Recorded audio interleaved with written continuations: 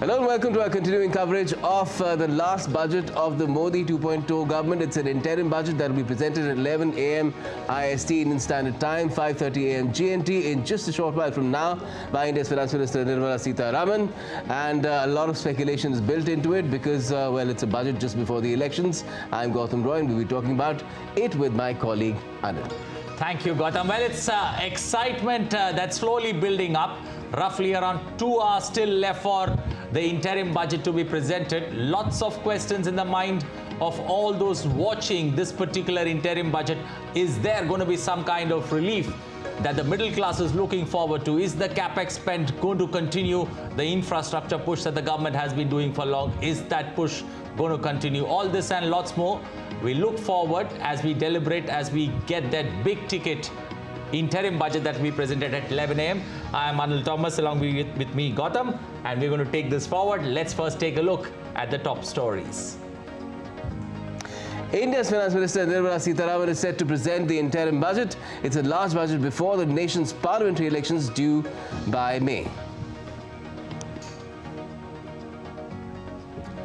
Just ahead of the interim budget, the GST numbers for January 2024 come in at 1,72,129 crore, 10.4% year-on-year higher than the collections made in January last year.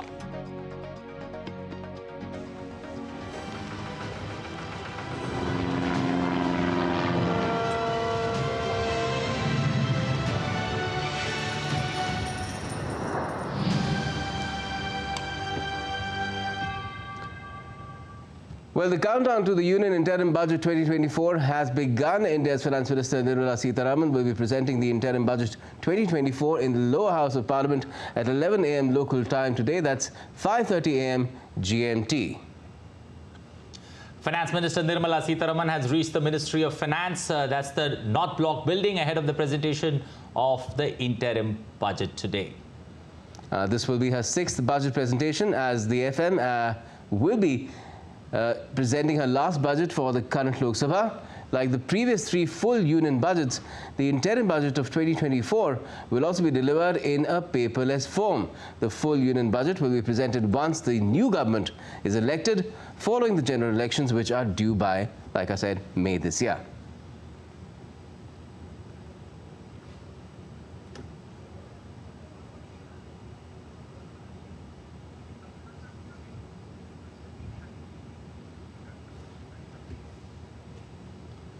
Well, to get more on trying to understand how exactly this interim budget could be presented, what could be the ifs and buts that could be answered by the Finance Minister, joining us is senior business journalist Deepshikha here in the studio. She continues to be there with us. Deepshikha, let me first begin by asking, looking at a lot of questions that are there in the mind of the viewers, is first of all, some kind of tax rebate that people look forward to. Can that be expected this time around? It was done in 2019, so 2024, many would expect something similar. Well, there is a wide expectations, and I think the entire salaried class, the employed sector is looking at some form of relief. But I think there would be some steps to make the new tax regime more attractive. So she could do something on those counts, and looking at what her predecessors have done, I think nothing stops her from doing in this vote on account or the interim budget. So definitely, fingers crossed, I guess. Oh, okay. And in terms of other rates of taxation concerned, where there are duties which can be used to incentivize domestic industry, do you feel that there is something, there is ground to speculate on those accounts as well, that there will be some changes that will favor the domestic industry, particularly even the MSMEs? Gautam, definitely, the focus of the entire duty restructuring that we've seen over the past few years has been Make in India. What can be done in terms of the import duty structures to incentivize domestic manufacturing in the country, and also to shield the MSME sector from any onslaught of, cheaper imports? So directionally, we have been moving towards that regime. So there could be some tinkering. We saw some tinkering yesterday for the mobile sector, but there could be something more coming in the budget also. We've seen for electronics, for even toys. For toys, that matter. yes, electronics, toys. So those kind of tinkering are usually done, even like a lot of chemicals and other sectors. Textiles as well. Textiles, yes. Deepshika, when it comes to the capex increase that the government has time again focused on, do you somewhere feel backing up by the private sector needs to be given a bit more push, and somewhere they need to come along in helping this drive forward? Yeah, so we've seen the private sector capex has really not picked up. It's begun to start, but it will take time to sort of really set in. And the industry has said that the capex push that the government's been given, that needs to continue for some more time to handle, to ensure that the private sector comes in and only then pull the plug. But if you look at this budget, it needs to give out some signals on fiscal consolidation, and government cannot continue with the kind of capex push it has been doing. So whether there could be some tempering or whether the government will continue with the same kind of push, same kind of rigor, that is something which needs to be seen in this budget. Okay, to take the deliberations forward, we're joined by two more guests who are joining us online. We've got Dr. Nilanjan Banik, Senior Economist, joining us, and also Dr. Anil Kumar, who's a professor from the Department of Commerce, Delhi School of Economics, joining us. Good morning to both of you. If I could come to you, Dr. Banik, in terms of how you're looking at this interim budget, there is, of course, a global expectation that the kind of path that India is on, a high growth rate path, 7+% for the last 3 years, that will be sustained even although the interim budget is only for a short period of time. There will be a full budget after the change of government or repeat of the present government, and that will come about in July. So what are your expectations there? And right now we're getting images of the finance minister as well, Nirmala Sitharaman, there on the screen. She's coming out of North Block, the Vitt Mantralaya, as you can see, the finance ministry with her entire budget team. You can see it's a photo op. She's holding that Bahi Khata, which basically has a tablet inside, and that is what she'll be using to present the budget starting 11 a.m. And now perhaps she'll be headed, Deepshika, to Rashtrapati Bhavan. Yes, she'll give the copy, take Rashtrapati's permission. That'll be a hard copy. Probably, yes. Or could be a disc as well. Or could be a disc as well, yes. Or pen drive. A pen drive, yes. Well, clearly images and the countdown to the interim budget begins. The finance minister being accompanied by the two MOS. And thankfully it's not raining at this time, otherwise we'd have got a lot of black umbrellas instead of the budget team. Yes, it was raining, but now you see she's beaming, so you can draw your conclusions from and what she's not in a great hurry either as she was when she arrived. Yes. She's nicely showing the Bahi Khata there Khata, yes. for all the lensmen to click away. And they never stop really. But now she's looking quite relaxed and cheerful. And this red Bahi Khata holds a lot of promise, builds up a lot of anticipation all over the nation and the world as well, like I've been saying, because India has been the growth engine of the world. And it's not me saying that, I'm just repeating a lot of eminent people who've said that all over the world. We've just had the WF president saying that in a couple of decades to come, India could be a $10 trillion economy. That'll make it the third largest in the world. We're already the fifth largest.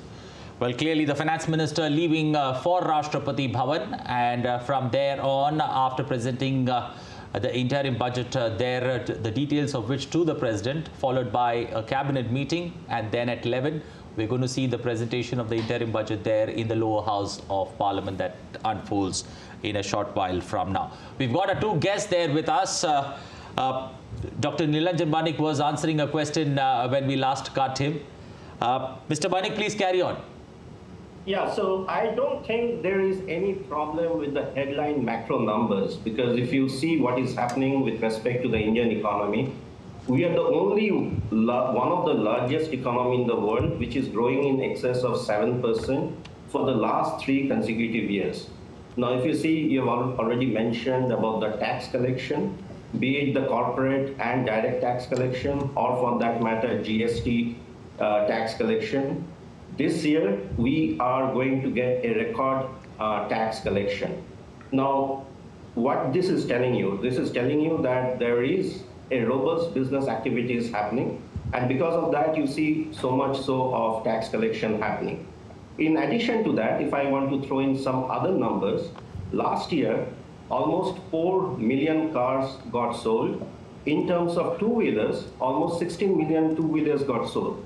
Now, if I take cars and two-wheelers as a proxy for both urban and rural demand, it is also showcasing the fact that the Indian economy is growing. So in terms of broad headline numbers, be it number of work age population, again the PLFS data, which is the periodic labor force survey data, good, which is why they're saying that the rural economy continues to be in stress. Dr. Malik, sorry to interrupt you again, but we're getting live images again of the Finance Minister on the move. She's left North Block now and is at Rashtrapati Bhavan, the President's estate, at the moment to present a copy of the budget, like Deepishka told us a little while back, which could be in the hard copy form. There are some hard copies still printed, although it's a paperless budget now. It's been that way for the last, this is the 4th year now, I guess it'll be paperless. So it's been that way for some time now, but there are still some hard copies that are printed rather, and perhaps one will be presented to the President, or it could be a pen drive as well. Yes, Dr. Malik, go ahead. Sorry we interrupted you there. All I was trying to tell you is, in terms of broad headline macro numbers, there is no problem. Indian economy is continuing to grow like the way it is growing at this point of time. I think the problem with the Indian economy at this point of time is at a per capita level basis, because if you look into our per capita income, we are still 143rd. We are ranking 143rd out of 195 countries. So from the expectation from the finance minister is to see that whether she is going to continue with the capex expansion, what she was doing over the last 2 years. Now, one of the apprehension at this point of time, because we are heading for the election year, I don't think finance minister is going to spend that much money, because she is going to take into account the fact that we have to hit the fiscal deficit target of 5.9%. And if that is the broad thing which is in the agenda of the finance minister, you are going to see maybe a little bit of the budget being cut towards capex expansion, or for that matter, some of the social sector that we are talking about in terms of education and healthcare. Okay. Dr. Anil Kumar, generally when budget is presented, the stock markets, it's a trend center for the stock markets. Early morning trade markets have just opened. We've seen Sensex, Nifty both in the green. Sensex crossing almost 250 points. Nifty up almost 55 points. Your opening thoughts on budget day and the Indian stock market? The prospects of Indian economy is very bright, and we had the IMF report also day before, and it has clearly pointed out that India is the fastest developing major economies of the world. The review report was also presented by the Finance Ministry 3 days back, and it has pointed out the areas in which we have really done very well. And the expectations are that the growth policies of the government would continue, the infrastructure push would also continue, the capex will also continue, because all these require the continuation. It's not just one time kind of a thing.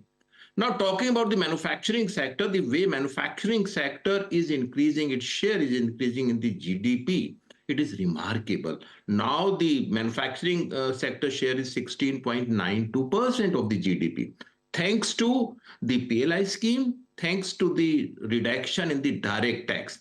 And one thing I would like to point out, the expectations are there that the reduced direct tax for the new manufacturing unit, which is going to expire on 31st March 2024, it is likelihood that it would be extended for another maybe 3 years or maybe 5 years. So I think that the investors' expectations are positive, and the stock market has taken note of those positive developments. Another thing is that, the welfare schemes, would continue. I think the major push in the, of course, it's an interim budget, is going to be on the growth through infrastructure and capex and the welfare schemes, keeping the fiscal deficit in mind. That is, the target is 5.9% of the GDP.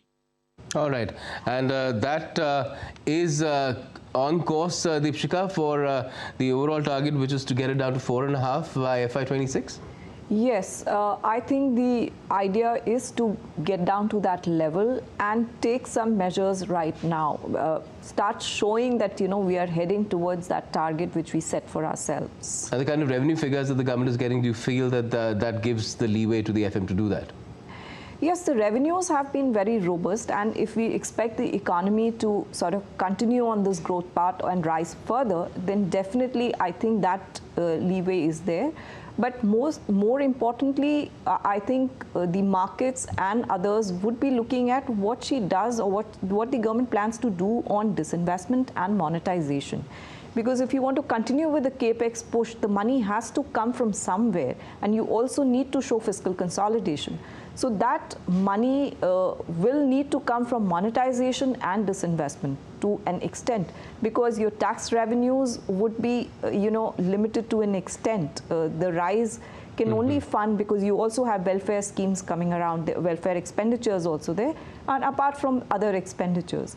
So that is by also monetization, you mean aspect. because we've seen monetization for the airwaves and all that. Where else? What are the other sources of monetization that have not been exploited as much? Yeah, so roads, I think there's a lot of monetization which is happening. They've done InvITs and all, where they're trying to monetize road projects. Roads been a very successful example of monetization. In terms of toll?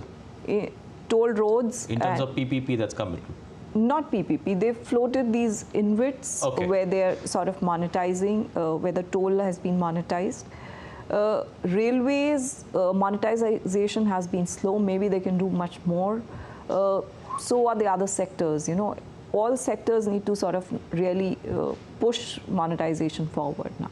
Okay, when it comes to disinvestment, do you see anything that will be touched upon in this particular interim budget, or will it be left, because it's something that this government has spoken at length but has not done enough?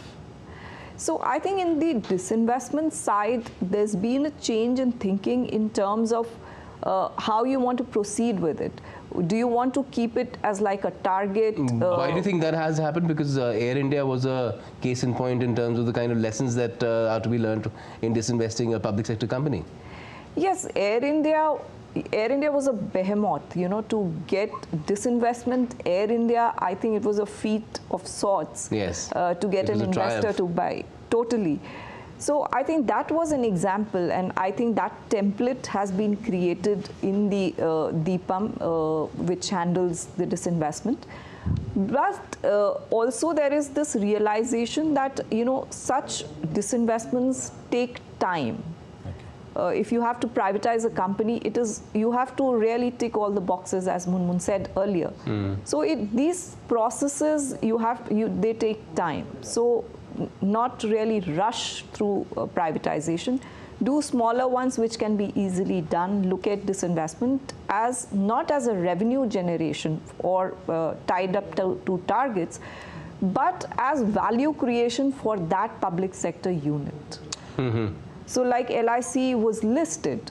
So, you try to bring in value within the public sector, bring about more efficiency within the private sector, where all it can be done. So I think that would be the road ahead. There could be some talk of, on those lines, I guess. Okay, Dr. Banik, if I could come to you, let's not forget that this is an election year. That it's an interim budget is a reminder of that as well.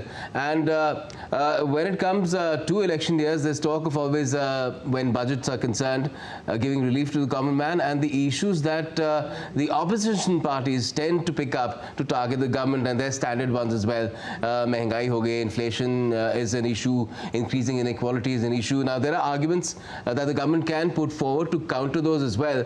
But in terms of the budget, do you think that there is something that the finance minister might have in mind in order to address these issues as well?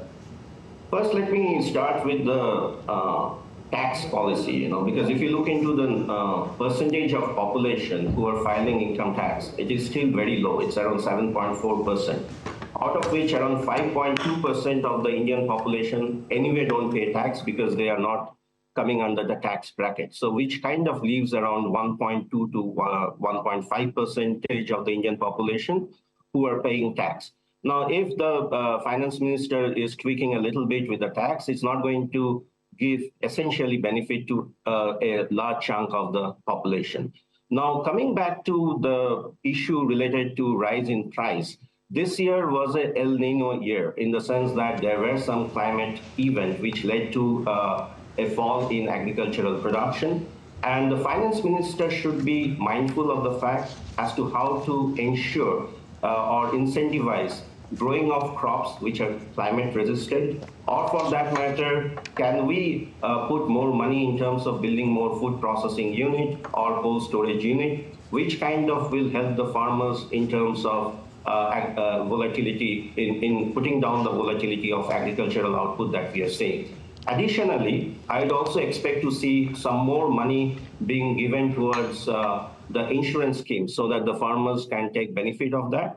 And we are also talking about the renewable energy, because if you look what has happened over the last 10 years, from starting with 13% of the electricity being produced from the renewable sector, over the last 10 years, it has increased to almost 23% of the electricity is now getting generated through renewable energy.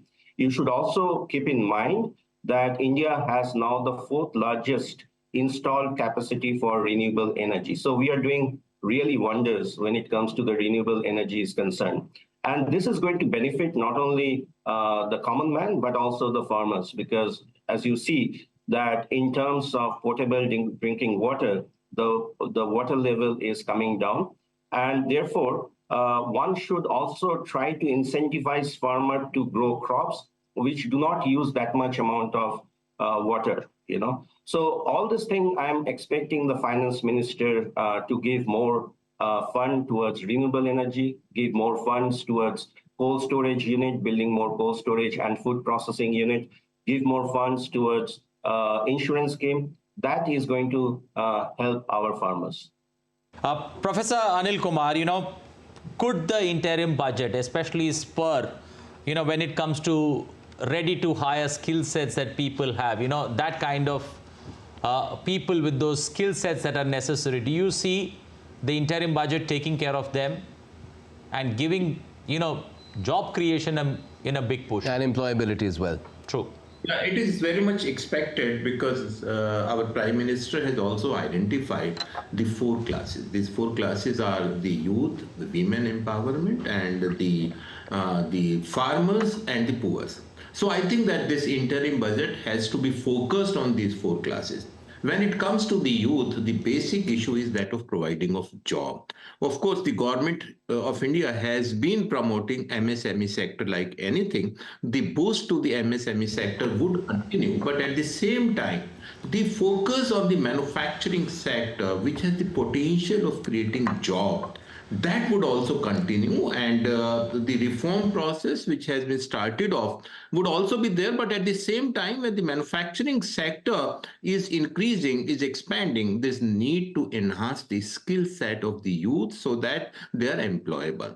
In the last budget also, there was an announcement, and I think that some work has been done on that count also, that the new skills, especially the artificial intelligence, machine learning, all these kind of skills have to be enhanced so that the youth are not only employable, but they contribute towards the progress of our country, which is now a knowledge-based, digitized economy. Keeping this in mind, the appropriate skill sets have to be provided, and whatever focus has been there during the last 4 years, that would continue. At the same time, the handicraft sector has been given a boost starting from last 2 years. So that would also continue because that provides a lot of self-employment.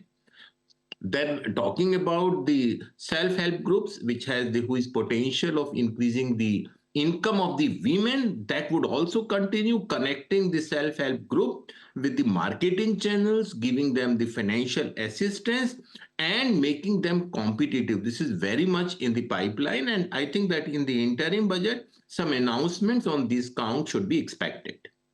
Adil Kumar.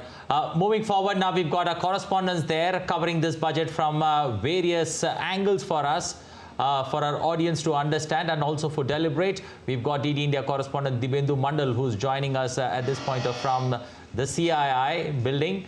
Dibendu, good morning. What's the CII, the big expectation that CII has from this budget? Yeah, I think he's at FICCI. You are at the FICCI, I beg your pardon. You are at FICCI. What's the big expectation that FICCI has with regards to this interim budget?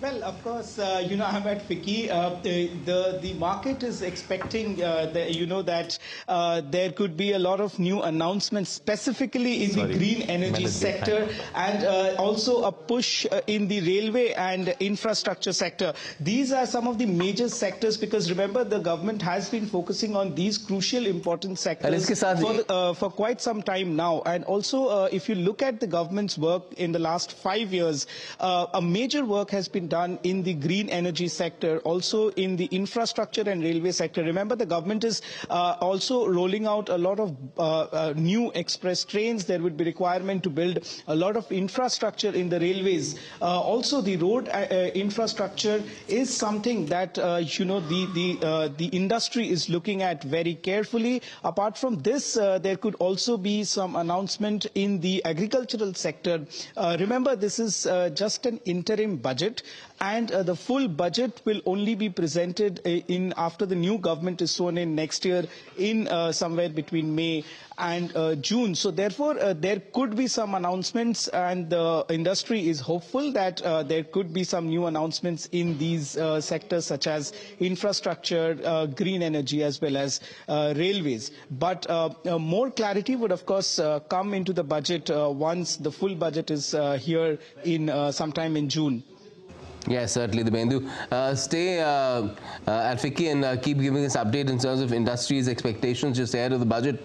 Not much time to go, really. 1.5 hours left for the interim budget to be presented. Deepshika, Dr. Anil Kumar mentioned the issue of how the finance minister would like to provide for the poor as well.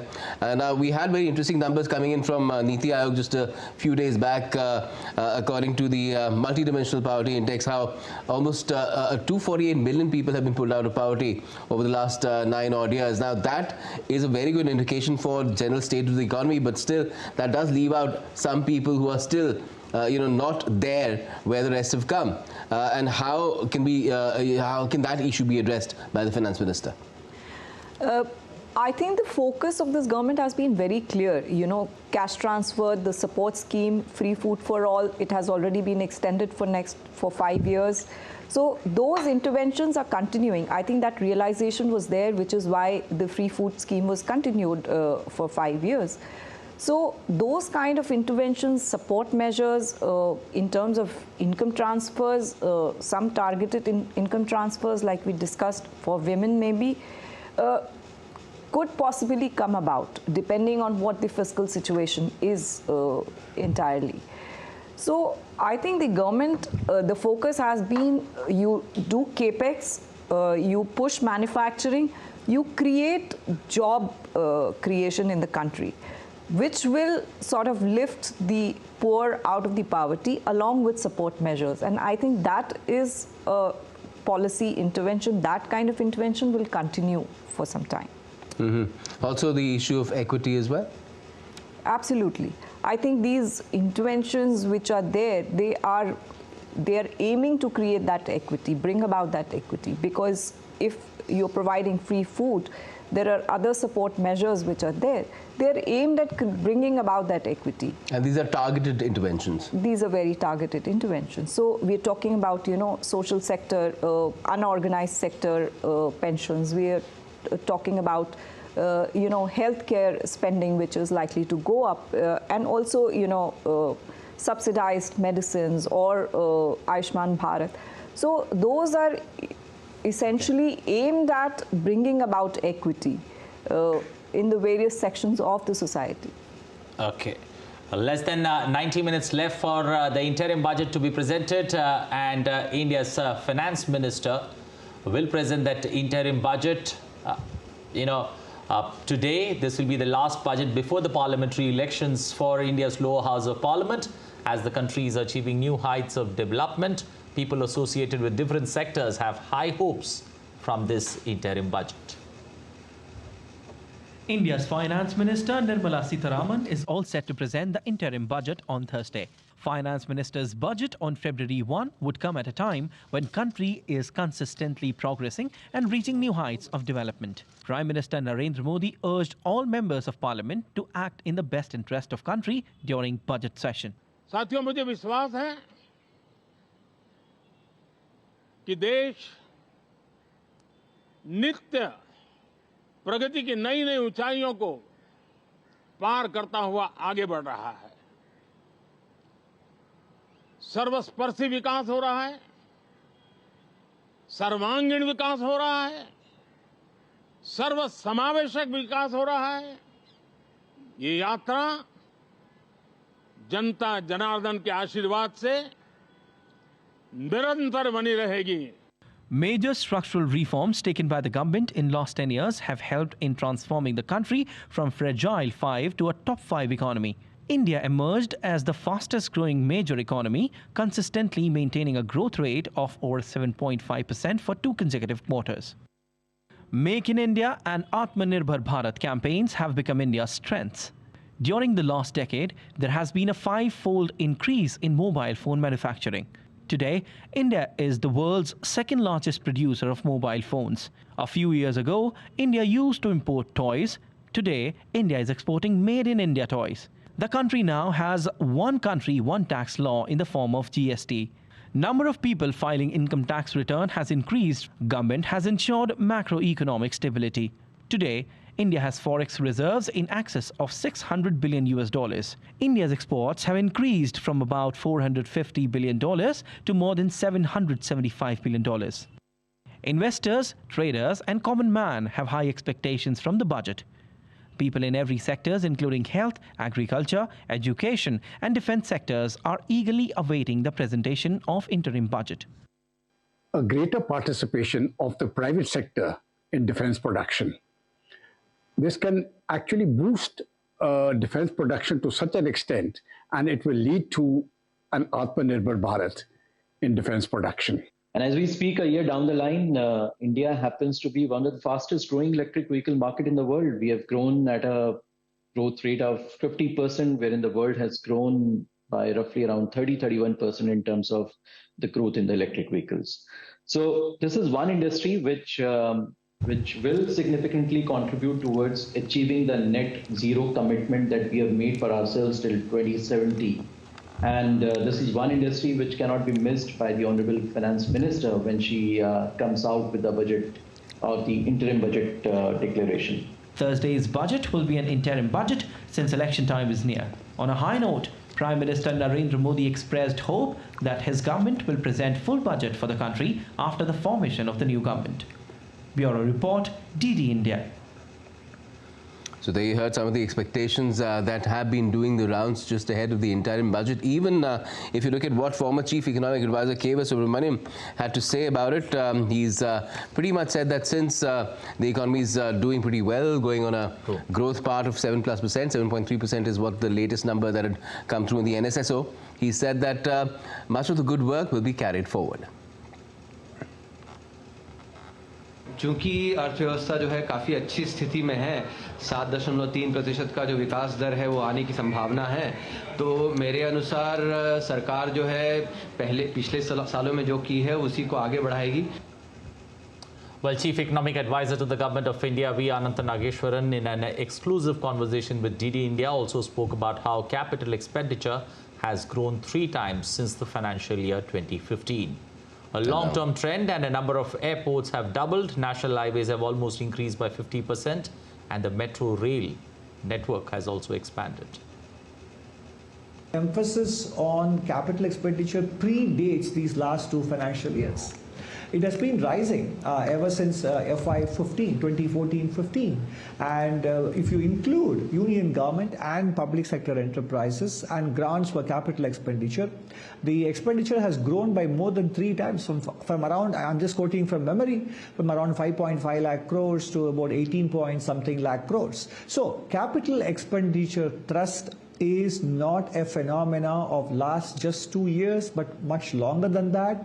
And clearly you see that in every city, in the number of airports. I mean, we just doubled the number of airports in the last 10 years, what we could build in the previous 7 decades. And the total length of the national highways has gone up by 50%. The turnaround time in Indian ports has halved. And then you talk of metro rail network now spans more than 900 kilometers, and electricity generation, installed capacity of non-fossil fuels, and for the first time you have a national grid connecting northern and southern grid, and that's why no longer, load shedding is something that we used to read about quite frequently in the past, but we don't read about them now. And therefore, I think these are all the visible signs of the improvement in infrastructure. Well, continuing with the deliberations here, Dr. Nilanjan Banik, sir, how would especially the interim budget looked at, sectorial fissures, that exist and as we move forward? No, one thing is for sure, because this capital expenditure, it has got a huge multiplier effect, because if you look into the research paper which were published, it has got an impact of increasing income in 2.5 times, So if you're spending, let's say, 100 rupees on building roads, ports, or airport, it is actually going to create almost 250 rupees of income getting created. Additionally, this is also going to help a more uniform growth process, because as you build more number of roads, ports, and railway system, what is going to happen is any small-time manufacturers who are otherwise, let's say, operating out from a small city in rural India, now he or she is going to get access to ports, be it in Mumbai or Chennai or Tuticorin, at a much faster time. The cost of transport has fallen, and that in a way is going to increase the competitiveness of our manufacturing export. So all these things are a good sign. Additionally, if you're also building this road, ports, and airport, it requires not so high-skill type of labor. So this whole narrative about maybe the quality of jobs which are getting created are not high-paid jobs. Finance Minister, by continuing to allocate funds towards building this physical infrastructure, can also create more opportunity for employment, because as I started off by saying that if you look into the PLFS data, Periodic Labor Force Survey data, there is a clear indication that over the last 5 years, there has been an increase in work age population, meaning the number of people who are coming into the labor market. Every year, around 10 to 12 million people comes to the labor market. All of them are able to find a job. So all these are great things to notice. The only thing which we should be looking at is how to give more emphasis on primary education, because a recent IMF report says that almost 40% of the jobs which are going to get created are going to get impacted because of artificial intelligence. Yes. So a very bolstered primary education is needed, because if we look into the growth experience of China, South Korea, or for that matter even Japan, around 1960, most of these countries were at a level of per capita income what India was at that point of time. But fast forward 44 years, all of them countries have graduated to a developed country. For India, therefore, it is quite necessary that we put more emphasis on primary education, because in that way we are going to create more skilled labor, which is hopefully going to increase our productivity and therefore the real wage rate. Yeah, it's interesting that you mentioned AI, and let me turn to the educationist here as well. Dr. Anil Kumar, you're a professor in the Department of Commerce, but overall you're an educationist too. So what do you make of this prospect of AI? Because we've had the PM's Economic Advisory Committee also saying that one has to bite the bullet where regulating AI is concerned, and perhaps look at changing our education process so that we have highly skilled professionals coming forth from it, level up on the skilling bit. Yeah, Gautam, the IMF paper has also pointed out that there is a challenge that with AI, maybe 40% of the jobs may be affected in the service sector. Now, we have to take up this challenge now. How to take it up? It is very important that we have to skill our youth in the new skills. That process has already been started 2 years ago. Now, talking about the education system also, we have revamped the whole education system, right from the school education and the higher education system. The National Education Policy 2020 has already been implemented, where the focus is on the outcome of learning, not on the rote learning. Now, with this, it is important that the government should also make investment to implement the NEP in the effective manner. And at the same time, it has been also the focus of the government to have more and more faculty development programs. And this has already been done in the last 2-3 budgets. I am saying that there is a good allocation for the enhancement of the faculty's capability to take up the challenge of 21st century and also to implement the NEP in the right time. At the same time, the digital university was announced. It is in the pipeline. So the focus has been to lay down the digital educational infrastructure throughout the country, so that one of the basic aim of our education policy is to increase the GEP to 50% by about another 10 years. Now, this is a big challenge which we have to start working on it right now. So the budget allocation for the education sector has to increase. There was some marginal increase in the last year's budget, but I'm expecting that when the full-fledged budget comes after the election, there would be high allocation for the education sector as well. Another thing I would like to point out is that the apprenticeship scheme at the level of the scheme from 6th class onwards, which was pointed out in the National Education Policy, it has not taken off much because it is a state subject, to be honest. So I think that the states have to be incentivized to take up this kind of skill, so that this kind of scheme, so that the skills of the youth who would be entering into the education, who would be going to the industry, they are trained in the appropriate skill. They are employable also, and they can contribute to the manufacturing sector. It is now a technology-driven manufacturing sector. So in that case, our youth have to be prepared, and for that, the education system, the education sector has to get appropriate push in the government budget, in the state budgets as well, and in the full-fledged budget, which is about to come maybe after 3-4 months.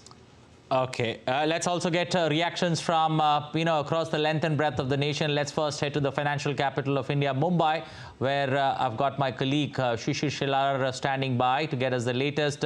Shishir, good morning. The market started off pretty strong, but suddenly the market is turned into, I would say, in a neutral zone. How would you look at the markets, and what are the reactions from Mumbai, especially when it comes to the interim budget? Well, absolutely right to say that market at this point in time is quite cautious here, and that's the reason, even though it started on a good note here, now we are seeing that the market has gone somewhere neutral, probably expecting some good news from the vote on account that will be present today in the parliament. Well, what India INC is thinking about this vote on account, to get more details on it, right now I am at the Indian Merchant Chamber, and with me I have the President of the Indian Merchant Chamber, Somaya sir.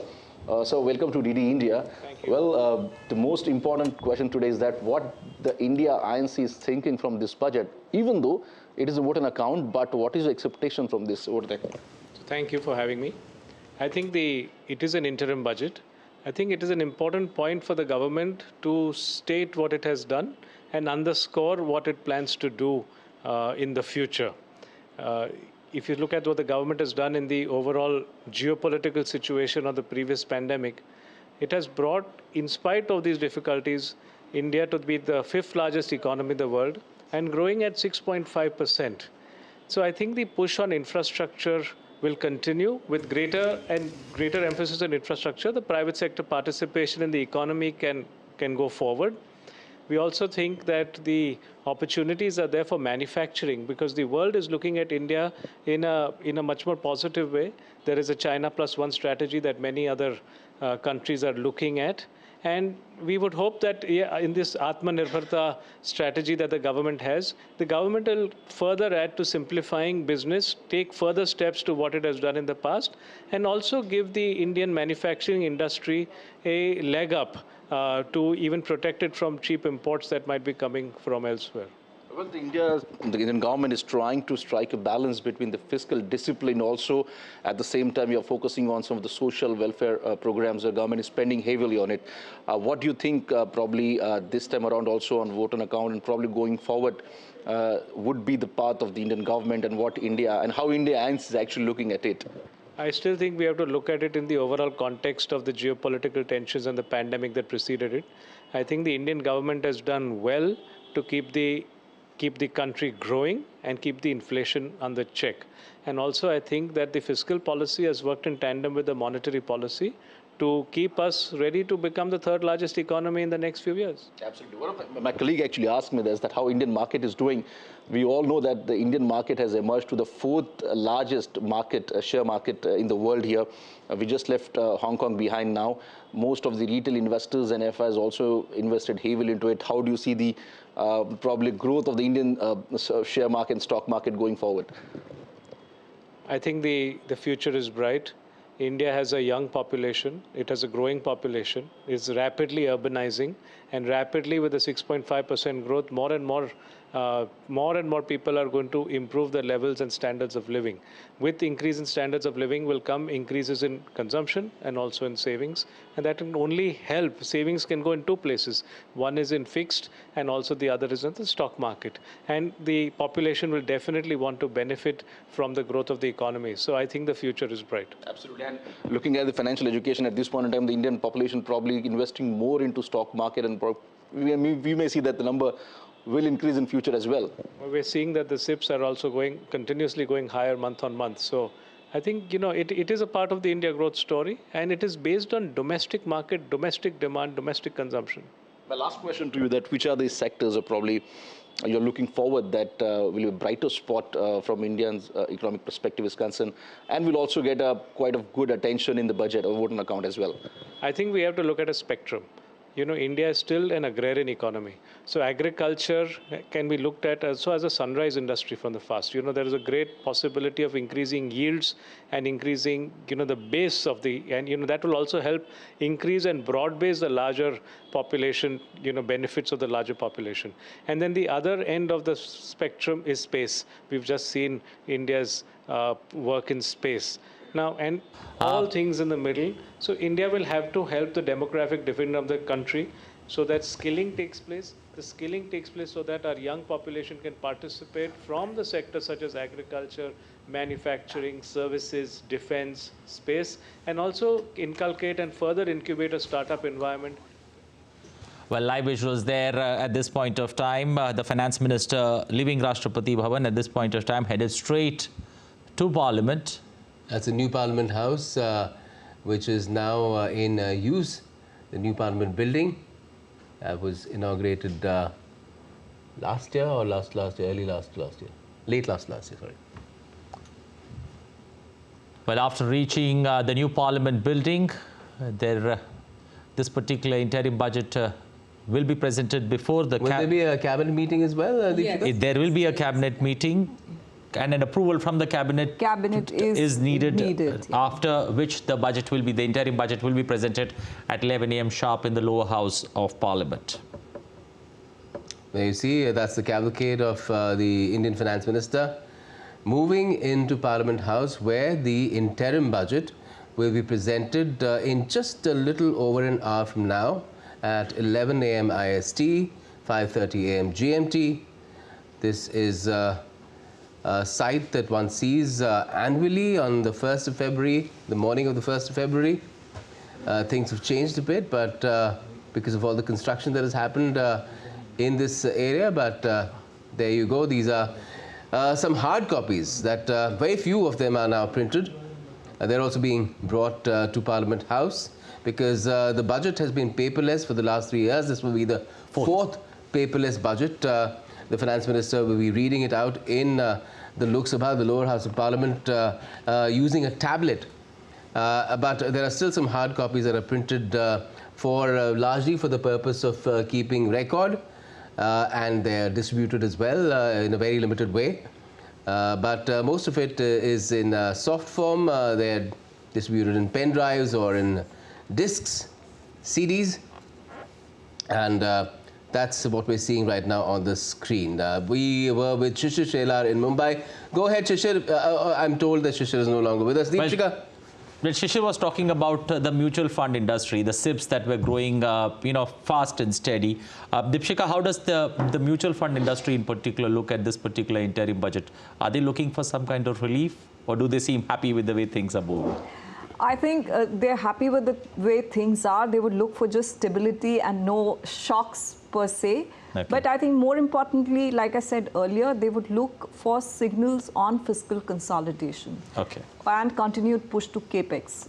So I think those are some of the key things which markets are really keenly watching for this juncture. Okay, let's also talk about some of the sectors that came in for some sort of tough love by the finance minister. If you talk about cryptocurrencies as well as the gaming sector, they were not very happy when the changes were announced where taxation is concerned, and they were clamoring for some relief on that front. Do you think that is something that the finance minister might consider? Well, the finance minister at this point of time has reached Parliament. Visuals, live visuals coming before you at this point of time. The finance minister reaching Parliament, the new Parliament building. Exactly a little over an hour left for the interim budget to be presented. The finance minister being accompanied by the two MOS Finance, B.K. Karad and Pankaj Chaudhary there. And she's been holding on to that Bahi Khata containing the tab with the budget, the interim budget, very, very tightly, because it is a highly secret piece of documentation before it's presented. Then, of course, it becomes public knowledge. But before that, the kind of secrecy that is kept around it is legendary, really, isn't it, Deepshika? Absolutely. Not even, like they say, even a bird can enter the printing press. It's that legendary. Nobody's allowed. There's intense security. There are intelligence bureau people roaming around. You can't go to meet people. Not even a paper can come out of the press whenever someone goes in or out. Very thorough checking for everybody. The file which sort of maintains the budget papers or the decisions, that is kept under lock and key of Joint Secretary Budget. Only he has access to it, no one else. So absolutely, the security is so tight. I've never heard of anybody even trying to steal something or take some information out and being caught. No, never. It's very difficult to even go down to enter the not block, let apart the printing press. Yeah.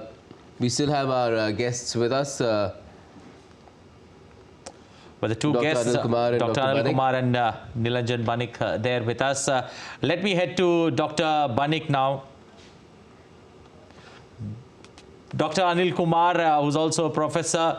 The government is, collecting a lot, especially when it comes to direct taxes. Do you somewhere see the window, especially when it comes to, the common man looking for relief?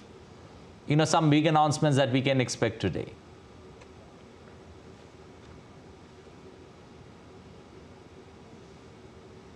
Is it addressed to me? Yes, Dr. Kumar. Okay. I think that there's not much scope, but what the salaried class people are expecting, that the standard deduction, which is at 50,000, I think that it was last hiked in the year 2019. And since then, there has been inflation, the cost of living has also gone up. So there is expectation that in this interim budget, at least, the standard deduction may be hiked. If not 90,000, maybe marginally to 60 or 70,000. This is one. Second expectation so far as direct tax is concerned and individuals are concerned. The new pension scheme, I think that it has to be made more attractive. So it is expected that in this interim budget, there would be more concession, more tax exemptions if one contribute towards the new pension scheme. Then I do not foresee any changes so far as the tax slabs are concerned. This is not the time for it, but I think that it's just an interim budget and can expect more once the full budget comes. Deepshika, taking that forward, do you see pension schemes need to be coming on par with NPS, which would help? So I think the Provident Pension Fund Authority, they have made some suggestions to make NPS more attractive, and probably that would be the direction that the government will take, especially, you know, now with the entire discussion in the country around the old pension scheme and the new pension scheme. So probably there would be some steps to, you know, make the new pension scheme more attractive. All right. We will keep our eye on what's happening as far as now Parliament is concerned, since all the centre of attention is moved to Parliament with the Finance Minister getting there. Pretty soon there'll be a cabinet meeting as well. We'll keep an eye on that, along with some of our other colleagues, right? Well, that's all in this edition of DD India, but we're going to get you all the latest updates in that last budget of the Modi 2.0 government. Stay with us. We're going to be right back after a short breather.